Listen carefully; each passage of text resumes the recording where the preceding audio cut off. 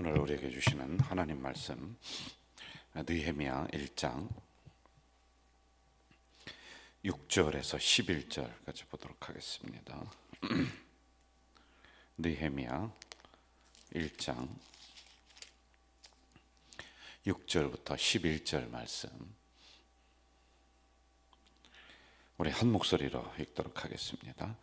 이제 종이 주의 종들인 이스라엘 자손을 위하여 주야로 기도하오며 우리 이스라엘 자손이 주께 범죄한 죄들을 자복하오니 주는 귀를 기울이시며 눈을 여시사 종의 기도를 들으시옵소서. 나와 내 아버지의 집이 범죄하여 주를 향하여 크게 악을 행하여 주께서 주의 종 모세에게 명령하신 계명과 율례와 규례를 지키지 아니하였나이다. 옛적에 주께서 주의 종 모세에게 명령하여 이르시되 만일 너희가 범죄하면 내가 너희를 여러 나라 가운데 흩을 것이요 만일 내게로 돌아와 내 계명을 지켜 행하면 너희 쫓긴 자가 하늘 끝에 있을지라도 내가 거기서부터 그들을 모아 내 이름을 두려고 택한 곳에 돌아오게 하리라 하신 말씀을 이제 청하건대 기억하옵소서. 이들은 주께서 일찍이 큰 권능과 강한 손으로 구속하신 주의 종들이요 주의 백성이니이다. 주여 고아오니 귀를 기울이사 종의 기도와 주의 이름을 경외하기를 기뻐하는 종들의 기도를 들으시고 오늘 종이 형통하여 이 사람 앞에서 은혜를 입게 하옵소서 하였나니 그때 내가 왕의 술관원이 되었느니라. 아멘. 우리가 느헤미야를 새벽에 강해를 해나가고 있어요. 느헤미야 주제가 무너진 성벽, 성전을 재건하는 것이다. 그런데 실질적으로 들어가면은 이스라엘 백성들의 무너진 예배, 무너진 신앙, 무너진 그들의 기도가 있습니다. 이런 부분들이 다시 재건되고 일어난다라고 하는 이런 의미를 가지고 있습니다. 자, 이제 느헤미야라고 하는 분은 포로입니다. 이스라엘의 사람인데 저 바벨론, 오늘의 이제 터키 정도 되는 그쪽으로 잡혀가는 거예요. 그래 거기에서 포로 생활을 하다가 인정을 받아서 이 포로가 왕의 측근이 되는 거예요. 그러니까 왕의 술 맡은 관원이 되었다. 이게 높은 지위입니다. 왕의 음식을 관장하고 그 중에 술이라고 하는 이 파트를 관장한다. 이거는 왕이 믿을 만한 사람이었다라고 하는 거거든요. 왜냐하면 독살이 많아요. 사람들을 독을 넣어서 그때는 많이 죽입니다. 그러니까 믿을 사람을 그 자리에 앉히고 있는 거예요. 자, 이런 상황에서 느헤미야가 자기는 안정되고 어느 정도 삶이 유지가 다 될 수 있는 이런 상황들인데 저 이스라엘 땅으로부터 하나니라고 하는 사람과 한 두어 사람이 와서 고향에 있는 소식을 전합니다. 성전이 무너져서 예배도 뭐고 아무것도 안 된다. 아주 우리나라가 다 망했다. 이런 소식을 듣고 나서 이제 이 문제가 이제 펼쳐지고 있는 거예요. 느헤미야라고 하는 성경이 이 상황이 이제 쭉 펼쳐지고 있습니다. 자, 우리는 문제를 가지고 있을 때 또는 문제가 발생을 했을 때 어떻게 하느냐라고 하는 이 부분을 한번 좀 봐야지 될 것 같아요. 여러 가지가 있을 것 같습니다. 어떤 분은 근심하면서 잠을 자지 못하는 경우가 있어요. 저도 종종 그럴 때가 있더라고요. 사람이기 때문에 누구든지 아예 나 뭐 그거 괜찮아 그래도 마음이 쓰일 때가 있는 겁니다. 그래서 잠이 안 오고 그럴 수 있습니다. 그리고 어떤 사람은 친구를 찾아가는 사람이 있고 또 어떤 사람은 술집으로 가는 사람이 있고 별의별 사람이 다 있는 것 같아요. 자, 그리고 나서 우리 그리스도인들은 보면은 뭐 이러한 것들 앞에 있는 인간적인 부분들을 다 하고 마지막으로 이제 교회로 달려와서 기도하고 하는 경우가 있단 말입니다.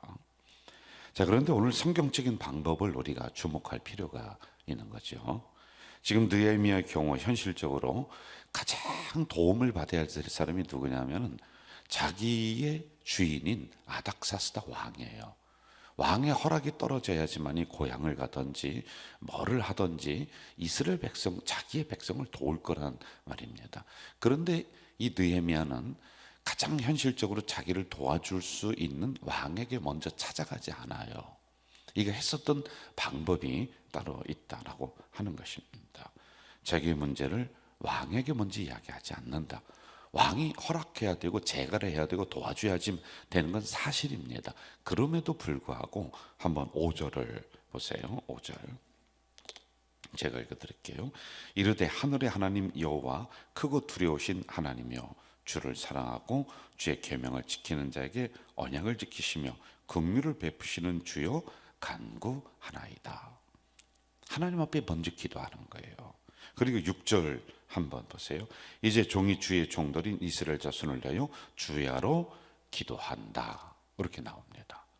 자, 아닥사스다 왕, 자기를 인정해주는 왕이에요. 모든 권력을 가지고 있습니다. 그의 말 한마디가 사람이 죽었다 살아나고 모든 게 해결될 수 있는 부분이에요. 절대적 왕권이 있는데 이 사람에게 먼저 가지 않아요. 먼저 이 소식을 듣고 이 문제를 가지고 하나님 앞에 간구하고 있다. 주여 기도합니다. 간구합니다. 이렇게 먼저 나오고 있습니다. 왕의 결제가 떨어지기에 앞서서 하나님의 결제가 먼저 나야 된다. 여러분, 이거 우리가 받아야 될 영적인 참 놀라운 교훈이 여기에 있는 겁니다. 하나님이 내려오셔서 직접 그 일을 처리하는 것은 아니에요. 하나님은 사람을 움직입니다. 느헤미야가 이것을 몰랐을까요? 아니요, 알았습니다. 그런데도 불구하고 사람을 움직이는 분은 하나님이시다. 이걸 아는 거예요. 내가 가서 설득하고 이해시키고 그래서 될 수 있는 상황이 아니다 라고 하는 거예요. 하나님이 사람을 움직여야지 그 일이 성사가 된다 라고 하는 이런 것입니다. 자, 이것을 여러분 우리가 인정하고 받아들이고 한다면 우리는 사람 앞에 찾아가서 먼저 하소연하고 은행 앞에 찾아가서 먼저 하소연하고 그렇게 해결해야 돼요. 그런데 우선순위를 좀 바꾸라는 거예요. 하나님의 허락이 있어야 되고 하나님이 사람을 움직여야 되고 하나님께서 그 일을 성사시키는 주체자가 되신다라는 하는 것을 우리가 먼저 알고 그분 앞에 먼저 달려와야지만이 되는 것입니다. 그런데 우리는 종종 반대로 하는 경우가 많이 있지 않아요? 이제 사람이기 때문에 근심하기 때문에 눈에 보이는 것들 먼저 막 쫓아가고 그렇게 한단 말입니다. 그런데 우리 영적으로 살아가는 사람들 아닙니까? 적어도 새벽 제단 나오고 신앙생활 몇십 년 하고 했으면요, 이 정도는 알아야 될 것 같아요. 사람에게 도움을 구하지 말고 은행에 찾아가지 말라는 것이 아니라 먼저 기도하고 그리고 가는 것, 기도하고 또 만나는 것, 이런 것을 우선순위를 좀 바꾸면 좋겠다라고 하는 것입니다. 자, 그리고 난 다음에 11절 한번 좀 봅시다. 11절 같이 한번 읽어볼까요? 시작. 주여 구하오니 귀를 기울이사 종의 기도와 주의 이름을 경외하기를 기뻐하는 종들의 기도를 들으시고 오늘 종이 형통하여 이 사람 앞에서 은혜를 입게 하옵소서 하였나니 그때 내가 왕의 술을 맡은 관원이 되었다. 이 사람 앞에서 은혜를 입게 하옵소서. 이게 누구냐면요, 기도했습니다. 기도했는데 최종적으로는 아닥사스다 왕이라고 하는 이분의 허락이 있어야 돼요. 그래서 이 사람 앞에서 아닥사스다 왕 앞에서 은혜를 입게 하옵소서라고 하는 이런 기도였단 말입니다. 하나님이 아닥사스다 왕을 움직이셔서 그의 신임과 허락과 제가와 도움의 손길, 이게 일어나고 있습니다. 자, 그렇다면 여러분, 여기서 우리가 한번 좀 또 생각해 보자고요. 왕을 움직이는 분이 누구냐? 하나님이라는 거예요. 이 아닥사스다 느헤미야가 가서 왕이여 우리의 상황이 이렇습니다. 우리를 도와줘야 됩니다 라고 해서 이 느헤미야가 왕을 움직인 게 아니라 먼저 느헤미야가 하나님 앞에 가서 기도했잖아요. 하나님, 이러이러한 일이 있는데 이 왕의 마음을 움직여 주세요. 은혜를 있게 하세요. 그러므로 왕이 허락을 했으니까 하나님이 움직여 주셨다는 거예요. 이걸 우리가 깊이 깨달아야지만 돼요. 놀라운 응답의 결과가 나오는데 그 부분은 2장에서 제가 다음에 다루도록 이렇게 하겠습니다. 자, 우리가 살아가는 현장, 사람의 도움 반드시 있어야 돼요. 은행의 도움 있어야 돼요. 친구들의 도움 정말 필요합니다. 여전대 일을 할 때도 회원들의 도움 정말 필요합니다. 저도 그렇고요. 성도들의 도움, 장로님들의 도움 필요합니다. 그런데 내가 기도하지 않고 생각만 가지고 가서 일을 할 때는요, 잘 될 것 같은데 별거 아닌 것 같은데 꼬여요. 꼬여서 한 1분이면 끝날 것 같은데 이거 가지고 1시간을 논의하고 감정이 상하고 그런 경우가 굉장히 많아요. 이게 이렇게 심각하게 이걸 논의를 하지? 아무것도 아닌데? 그런데 그런 경우가 굉장히 많아요. 그런데 이 문제를 가지고 제가 새벽에 기도하던 당회를 들어가기 전에 하나님 이러이러한 문제 있습니다라고 먼저 기도합니다. 그러면요, 이게 굉장히 어려운 문제도 쉽게 풀리는 거예요. 저만 그런 게 아니라 여기 있는 분들 똑같아요. 여러분 기도하고 회의하세요. 기도하고 사람 만났어요. 기도하고 여전도에도, 기도하고 남선교회도 그렇게 하는 거예요. 우리는 영적인 사람이라 이게 반드시 필요한 겁니다. 교회는 영적인 기관이라 반드시 이게 있어야지만이 되는 거다라고 하는 것입니다. 1,000만 사람이 도우려고 해도 하나님이 막으시면은 안 돼요. 여러분 꼭 기억하세요. 그런데 반대로 1,000만 사람이 도와준다, 하나님이 막으면 안 된다고 했어요.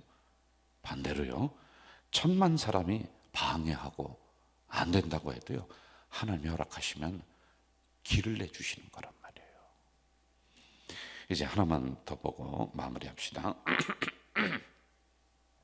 11절에 보면은 다시 한번 봐요. 주여 구하오니 귀를 기울이사 종의 기도와 주의 이름을 경외하기를 기뻐하는 종들의 기도를 들으시고. 자, 여기서 보면 종의 기도와, 종의 기도는 누구냐면 느헤미야입니다. 그런데 또 사람이 나오네요. 주의 이름을 경외하기를 기뻐하는 종들의 몇 사람이 있다는 거예요. 이들의 기도를 들으시고. 이 사람들도 기도하고 있대요. 느헤미야 혼자만 기도하는 줄 알았는데 또 사람이 또 나오네요. 이 사람들 누구냐라고 하는 거, 요것만 보고 마무리할게요. 이 사람들이 누군가 보면은요, 2절을 봅시다. 우리 성경을 가지고 해석합시다. 2절 같이 읽을까요? 시작. 그 형제들 가운데 하나인 하나니가 두어 사람과 함께 유다에서 내게 이르렀기로, 이렇게 나와요. 내 형제들 가운데 하나인 하나니가 두어 사람과 함께 내게 이르렀다. 고향 땅은 예루살렘에서 지금 내가 있는 이 바벨론까지 이렇게 왔다라고 하는 것입니다. 이게 1400km입니다. 그런데 이 사람들이 왔다. 이 사람들은 포로가 아니에요. 포로가 아니라 어떤 상황이 펼쳐졌냐면 이렇게 우리가 해석을 해볼 수가 있습니다. 느헤미야에 대한 소식이 고향 땅에까지 들려와요. 느헤미야라고 하는 사람인데 괜찮은 집안의 가문이야. 그런데 그 바벨론이라고 하는 그 나라의 아닥사스다 왕의 최측근이 됐어. 사람이 괜찮아. 사람이 인정받았어. 사람이 성공했어. 그 사람은 권력도 가졌어. 오늘 얘기하면은 한 장관쯤 돼. 굉장한 분이야 라고 하는 것이 고향 땅에 있는 하나니라고 하는 사람과 두어 사람에게 이 소식이 들려옵니다. 그러자 이 이야기를 들은 하나니는 이렇게 작정을 합니다. 이 두어 사람과 함께 우리가 1400km나 떨어져 있지만 우리 힘으로는 이 문제를 해결하기가 어려워요. 그러니 우리 1400km를 걸어서 말을 타고 가서, 배를 타고 가서 이 느헤미야를 좀 만나자. 우리의 형편을 알려주자. 우리를 도와달라고 한번 요청해보자 라고 결심을 하고요. 이게 그 확률이 이게 가장 큽니다. 그리고 1400km를 가는 거예요. 그리고는 느헤미야를 만나서, 느헤미야가 당신만 편안하게 먹고 살 수 있는 상황이 아닙니다. 지금 우리 고향 땅에는 예배를 못 드립니다. 성전이 불이 타서 이걸 어떻게 손을 댈 수 있는 상황이 아니에요. 힘이 없습니다. 좀 도와주세요. 내 개인을 도와달라는 것이 아니라 우리 이스라엘 민족에 있는 예루살렘 성전을 좀 세워주세요. 예배를 좀 세워주세요. 이 민족을 좀 살려주세요. 이렇게 가서 요청을 합니다. 이 해석과 또 하나는 그 팔레스타인 그 안에 있는 또 거룩한 백성들이었다라고는 두 가지 해석이 있는데 앞에 있는 해석이 훨씬 더 유력한 해석이란 말입니다. 저는 이것을 민족의 역사를 바꾸고 교회의 역사를 바꾸는 발걸음이었다 이렇게 제가 제목을 한번 붙여봤어요. 민족의 역사를 바꾸고 교회의 역사를 바꾸는 수고였다, 헌신이었다 라고 하는 거죠. 성전의 상황, 이스라엘의 상황을 고스란히 가슴에 간직해요. 그리고는 그냥 있을 수가 없으니까 1400km나 떨어진 그곳에 있는 느헤미야를 향해서 이 기도 제목을 가지고 쫓아가는 거예요. 가서 이 문제를 내어놓습니다. 함께 기도해 주세요. 우리를 도와주세요. 라고 요청을 하게 되는 것입니다. 이야기를 들은 느헤미야는 마음이 움직이는 거예요. 뜻이 같이 하나가 돼요. 그리고 이들이 함께 기도하고 있다 라고 하는 것이죠. 그리고는 이스라엘 민족에게 가서 그 민족을 다시 세우는 놀라운 역사를 이루고 있는 거예요. 성전을 다시 세우고 예배를 다시 세우고 그들이 놔버렸던 말씀을 다시 붙잡고 이것을 다시 가르치고 하는 이 역사가 일어나고 있습니다. 자, 여러분, 여기서 우리는 이렇게 했으면 좋을 것 같아요. 분명한 교회의 기도 제목, 민족의 기도 제목을 또 다른 누군가에게 전달하는 기도의 사람이 좀 되었으면 좋겠어요. 여러분, 엄한 것 가지고 뭐 이 얘기 저 얘기 하면서 사람들 마음 불안하게 만들지 말고요. 그 별거 아니에요. 작은 문제 그러지 말고요. 제가 여러분 수도 없이 하나님이 우리 교회에 펼쳐놓으신 설계도가 있다. 우리 교회를 여기로 옮기신 이유가 있다. 왜 이런 것은 전달을 못합니까? 뭐 엄한 얘기 그냥 별거 아무것도 아닌 허접한 얘기들만 주고받지 말고요. 아니다. 하나님의 뜻이 우리에게 이렇게 있다. 하나님이 우리 교회를 이처럼 사랑하신다. 목사님이 강대상에서 수도 없이 피를 토하면서 이야기하는 그 말씀, 우리가 지금 기도할 때다. 하나님이 우리 교회를 요긴하게 지금 사용하신다. 이렇게 여러분이 가슴에 간직한 채 또 다른 누구에게 수구의 발걸음, 기도의 발걸음을 옮겨서 그들에게 전달해주고, 그리고 그들이 함께 모여서 기도하는, 느헤미야와 이 사람들이 함께 모여서 기도하잖아요. 이건 왜 우리가 못합니까? 그래서 저는 여러분들의 발걸음이요, 이상한 얘기 옮기는 발걸음이 아니라 기도의 발걸음, 함께 수고하자라고 하는 이 뜻을 전달하는 이런 발걸음이 돼야지만이 된다라고 하는 것입니다. 이게 우리의 가장 후손되는 상황이고 영적인 상황이다라고 하는 이런 긴급성을 이야기해주고 주는 거죠. 그래서 함께 기도하는 거예요. 다른 거 보태지 말고요. 그런 거 우리가 이야기하고 그런 거 논하고 그런 비전을 우리가 서로 나누고 해야지만이 되는 거 아니에요?